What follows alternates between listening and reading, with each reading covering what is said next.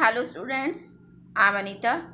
Today we will discuss chapter 6 chapter है organisations का chapter है इंटरनेशनल ऑर्गेनाइजेशंस कि इंटरनेशनल ऑर्गेनाइजेशंस क्या है।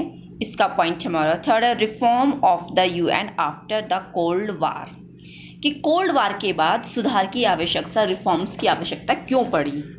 तो देखिए हम इसको देख लेते हैं। Reform and improvements are fundamentals to any organization to serve the need of a changing environment. The UN is no exceptions. In the recent year there have been demand for reform of the world body. However, there is a little clarity consensus on the nature of reforms.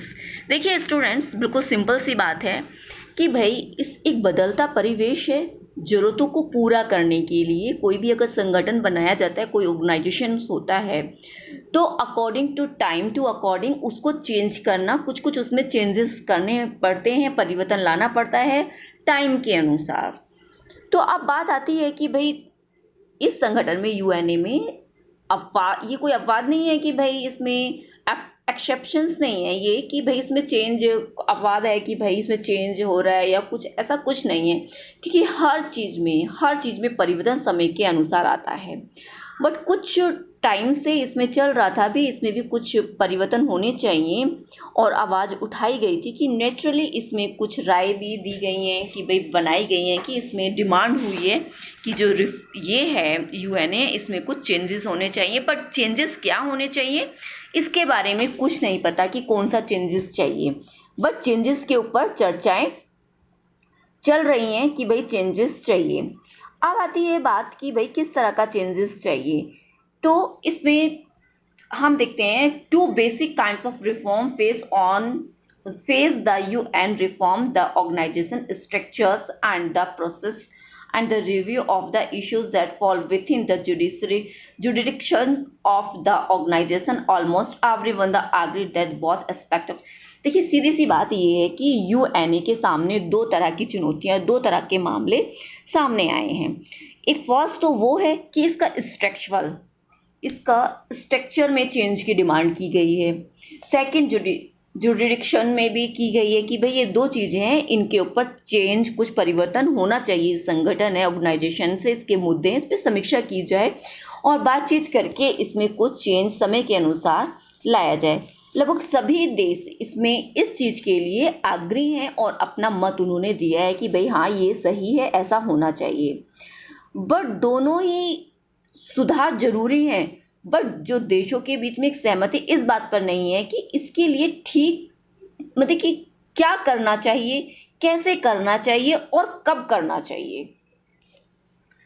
Are you okay?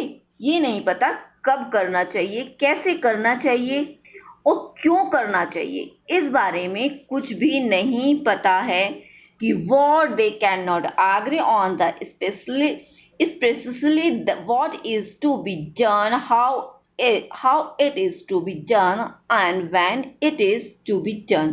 कैसे करना है, कब करना है, नहीं पता है। देखते हैं हम आगे चल के नेक्स्ट पैरे में।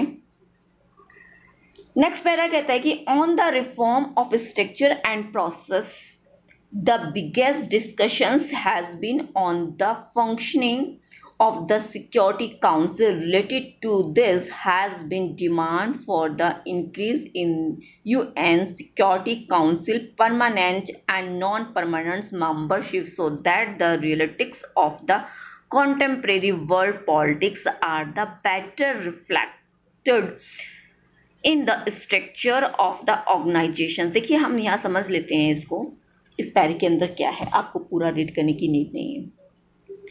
इसमें बोला गया जो इसका स्ट्रक्चर है, बनावट है, इसमें सुधार करने पर बहुत बड़ी बहस हुई है। सुरक्षा परिषद के कामकाज को लेकर इसमें बातचीत चर्चा चलती हुई है और इसमें इससे जुड़ी हुई एक मांग ये है कि जो सिक्योरिटी काउंसिल है, सिक्योरिटी काउंसिल में जो परमानेंट जो सिक्योरिटी काउंसिल है, permanent and non permanent memberships, permanent स्थायी और अस्थायी सदस्यों की संख्या बढ़ाई जाए ताकि उसमें मतलब कि उसके जो मेंबर्स हैं उनकी संख्या बढ़ाई जाए, क्योंकि जो कॉन्टेम्परेरी विश्व में जो पॉलिटिकल की जो वास्तविक एक संगठन है उसको बेहतर और अच्छा किया जा सके, उसको उसमें अच्छा काम करने के लिए इसमें इनकी संख्या को बढ़ाया जाए। और मेनली जो एशिया, अफ्रीका और दक्षिण अमेरिका है, एशिया मेनली खास तौर पर जो इसमें एशिया, अफ्रीका और दक्षिण अमेरिका के ज़्यादातर देशों को जो सिक्योरिटी काउंसिल के सदस्य, मतलब कि जो सदस्यता है उसकी मेंबरशिप देने की बात उठ रही थी। और इसके अलावा अमेरिका और पश्चिम देश जो थे, कंट्रीज थी, और यूएनए के जो बजट से जुड़ी जो एक प्रक्रिया, एक श्रृंखला चल रही थी, इसके प्रशासन में सुधार चाहते थे कि भाई इसमें सुधार होना चाहिए और सुधार की आवश्यकता है। On the issues on the issues to be given great priority or to be the brought within the jurisdictions of the UN, some countries and experts wants to organization to play a greater or more effective role in peace and security missions, will other wants its role to be confined to the development and human। देखिए आप समझ लीजिए यहाँ कि क्या होता है, जहाँ तक हम बात कर सकते हैं जो इश्यूज़ हैं, मुद्दे हैं यूएनए में, कहीं भी मुद्दों को ज़्यादातर प्राथमिकता देने और उनमें यूएनए में संयुक्त राष्ट्र संघ को जो एक जुडिशरी सिस्टम है इसका, इसमें लाने का सवाल तो है, बट इसमें क्या है, कुछ देश और विशेषज्ञ चाहते हैं कि ये संगठन बहुत ही शांति और सुरक्षा से जुड़े मिशन जो हैं इनके ज़्यादातर प्रभावकारी और भूमिकाएं निभाएं, मतलब कि ज़्यादा अच्छा काम करें। और कहने का तात्पर्य ये भी है कि जबकि औरों की इच्छा है कि यह संगठन अपने को विकास और मानवीय भलाई के कामों में, यानी कि स्वास्थ्य, हेल्थ की दृष्टि से एजुकेशन, एनवायरनमेंट एंड पॉपुलेशंस नियंत्रण और मानवाधिकार न्याय के काम पर ये अपना वर्क करे, लिंगगत न्याय और सामाजिक तक ही सीमित रखे, ज़्यादा इसको वाइड नहीं किया जाए। तो next let's us look at both set of reform with an emphasis on the reform of the structures and the process। अब यहाँ बात की जा रही है कि भाई हम देखते हैं कि किस तरह से सुधार पर नज़र दौड़ाएं और इस पर हम चर्चा और इसके जो स्ट्रक्चरल एंड प्रक्रिया जो है उस पर सुधार करने के ऊपर बात की जा रही है। अब आता है कि भाई किस तरह से हम इस पे was established in 1945 immediately after the Second World War। The way it was the organized and the functions reflected the realities of the world politics after the Second World War। After the Cold War, those realities are different। Here are some of the changing that have occurred। देखिए हम देख सकते हैं कि भाई जो हमारा UNA की जो स्थापना थी ये कब हुई थी, सेकेंड वर्ल्ड वार के बाद। यहाँ देखिए आप, सेकेंड वर्ल्ड वार के बाद इसकी स्थापना हुई थी, इस्टेब्लिश हुआ था। ये कब, यूएनए कब इस्टेब्लिश हुआ था, सेकेंड वर्ल्ड वार के बाद। इस महायुद्ध के बाद विश्व में राजनीति की जो सच्चाई थी उसी के अनुसार इसको स्ट्रक्चर को बनाया गया, इसका गठन किया गया और इसमें जो काम करने की प्रक्रिया थी, कामकाज, विश्व राजनीति की वास्तविक झलक इसमें अच्छे से दिखती है हमें।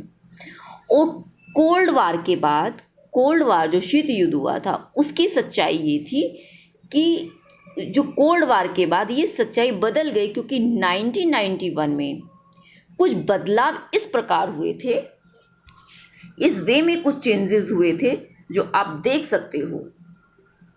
देखिए सबसे बड़ा चेंजेस क्या था कि the Soviet union has collapse. जो सोवियत यूनियन था पूरी तरह से बिखर गया था, डिस्ट्रॉय हो गया था। नाउ कि the US is the strongest power, और अमेरिका क्या थी, सबसे ज़्यादा ताकतवर हो गया था। एंड नेक्स्ट क्या था, the relationships between Russia and successor to be the Soviet Union and the US much more cooperative. कह सकते हैं कि सोवियत संघ के जो उत्तराधिकारी राज्य जैसे रूस अमेरिका के बीच में संबंध काफ़ी अच्छे और सहयोगात्मक हो गए थे, एक दूसरे को कॉपरेशन कर रहे थे।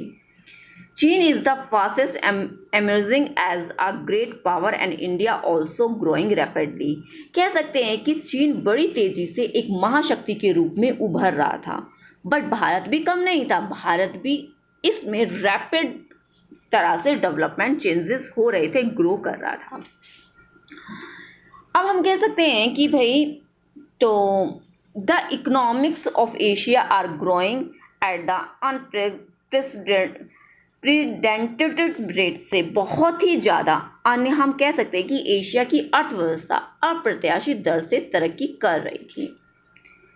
फिर many new countries have the joint the UN as they become independence from the Soviet Union और from communist states eastern Europe. कि भाई हम कह सकते हैं अनेक ऐसे देश संयुक्त राष्ट्र संघ में शामिल हुए हैं जो यूएस में आज़ाद हुए देश हैं और पूर्वी यूरोप के साम्यवादी देश भी रहे हैं। फिर a whole new set of challenge confront the world civil war ethics conflicts. हम कह सकते हैं कि विश्व के सामने जो चुनौतियों की एक पूरी नई कड़ी और श्रृंखला थी, जैसे जन संहार हुआ, गृह युद्ध हुआ, जातीयता संघर्ष हुआ, आतंकवाद, ये सारी चीज़ें इस तरह से होती रही कि इस पर बहुत ज़्यादा